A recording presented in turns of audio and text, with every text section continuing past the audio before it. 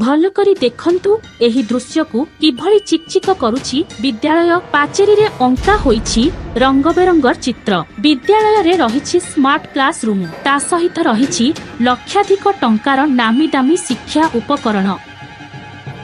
मात्र एठारे नाहंती जणे हेले भी छात्र छात्री किंबा शिक्षक शिक्षयत्री ना एठारे हेउछि पाठपढ़ा। एभली परित्यक्त अवस्थारे दीर्घ 3 वर्ष हेला पड़ी रहिछि एही विद्यालय। सरकारक 5T स्कूल रूपांतरित योजना विफलतार एमिति नग्न दृष्टांत देखिबाकू मिलिछि देवगढ़ जिल्ला रे। सूचना अनुसार गत 2016 मसीहारे सरकारक शिक्षा विभाग पक्षरु रेंगता ग्राम रे प्राय 60 लाख टंका व्यय निर्माण करा जायथिला रेंगता उन्नीत विद्यालय। हेले विद्यालयटी निर्माण हेबा परठारु गोटिए दिन पई भी कार्यक्षम होई परिला नाही। विद्यालयटी गोटिए दिन पई चाली नथिले सुद्धा गत 2021 मसीहारे सरकार पुणी एही विद्यालय को 5T स्मार्ट स्कूल रे रूपांतरित कले। व्यय हेला प्राय 1 कोटी टंका। स्कूल रो रूपरेख परिवर्तन हेबा सह स्कूल रे लक्षाधिक टंकार अत्याधुनिक शिक्षा उपकरण खंजा हेला।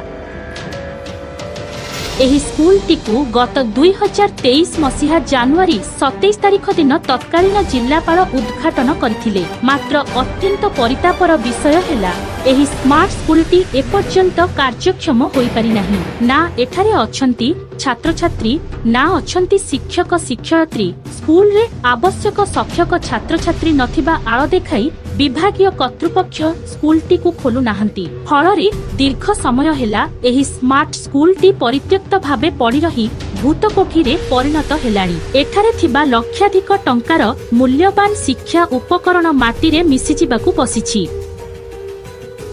सेपटे एही स्कूल रे पाठ पढ़िबाकू आग्रही थिबा 70 रु अधिक छात्र छात्री तालिका प्रस्तुत करी रेंगता ग्रामवासी स्कूलटी खोलिबा पई शिक्षा विभाग कर्तृपक्ष और जिल्लापालंकु बारंबार जणाई आसुछंती। हेले स्कूलटी खोलिबा दिगरे एजाई कोनोसी विहित पदक्षेप निया जाई नाही। तेबे जिल्ला शिक्षा विभाग और जिल्ला प्रशासन काहीकि एही स्कूलटी खोलिबाकू तत्परता प्रकाश करू नाहंती, ताहार सठिक कारण किछि जणा पडु नाही।